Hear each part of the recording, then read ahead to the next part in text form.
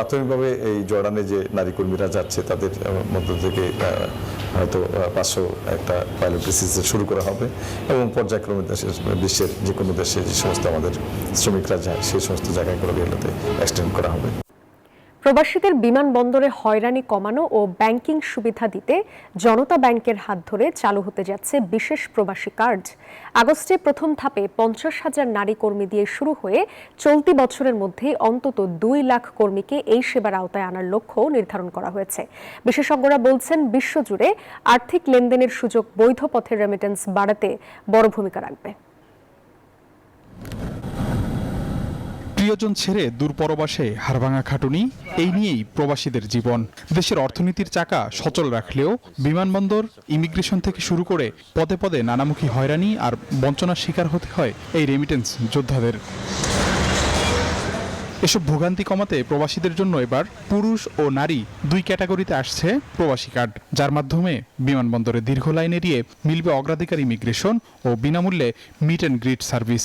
সাথে আন্তর্জাতিক বিমানবন্দর লাউঞ্জে বিনামূল্যে প্রবেশ এবং হাসপাতালে বিশেষ চিকিৎসা ছাড় পাবেন তারা। আন্তর্জাতিক ইভিএম চিপযুক্ত এই কার্ডের মাধ্যমে সরাসরি বিকাশ, নগদ সহ যে কোনো এমএফএসে সহজেই টাকা পাঠানো যাবে। আগস্টেই প্রথম ধাপে 50,000 নারী কর্মী দিয়ে এটি শুরু করার কথা জানিয়েছে জনতা ব্যাংক। এবছরের মধ্যেই ধাপে ধাপে 2 লাখ কর্মীকে আনা হবে প্রবাসী কার্ডের সেবার আওতায়। বসুন্ধরা টিস্যু, অশুদ্ধতার বিরুদ্ধে এক বিন্দুও ছাড় নয়।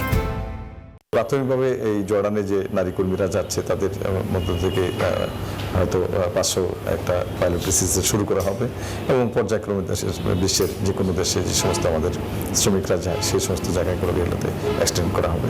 এই উদ্যোগ প্রবাসীদের ব্যাংকিং চ্যানেলে রেমিটেন্স পাঠাতে আরও বেশি উদ্বুদ্ধ করবে বলে মনে করছেন খাত সংশ্লিষ্টরা। সত্যিকার অর্থে আমরা কিন্তু রেমিটেন্সের সম্পূর্ণ সুফলটা ভোগ করি না, কারণ দেখা যায় যে অনেকেই এই বিভিন্ন জটিলতা, দেরি হয়, সব জায়গায় ব্রাঞ্চ নেই, ছুটি নিয়ে তিনি ব্যাংকে যেতে পারছেন না, তারা সহজ পন্থা ইনফর্মাল সেক্টরকে ব্যবহার করেন এবং সেই টাকাটা দেশে আসে, কিন্তু সেটা কিন্তু দেশের অর্থনীতিতে কোনো যোগ আমরা হতে দেখি না। এটা কিন্তু একটা বড় সম্ভাবনার জায়গা যদি আমরা বাধ্যতামূলক করতে পারি যে যেভাবেই হোক সেই কার্ডের মাধ্যমে টাকা পাঠাবে। রাষ্ট্রায়ত্ত জনতা ব্যাংকে একটি অ্যাকাউন্ট, বৈধ পাসপোর্ট, এনআইডি এবং বিএমইটি স্মার্ট কার্ড থাকলেই যে কোনো প্রবাসী সহজে সংগ্রহ করতে পারবেন এই কার্ড।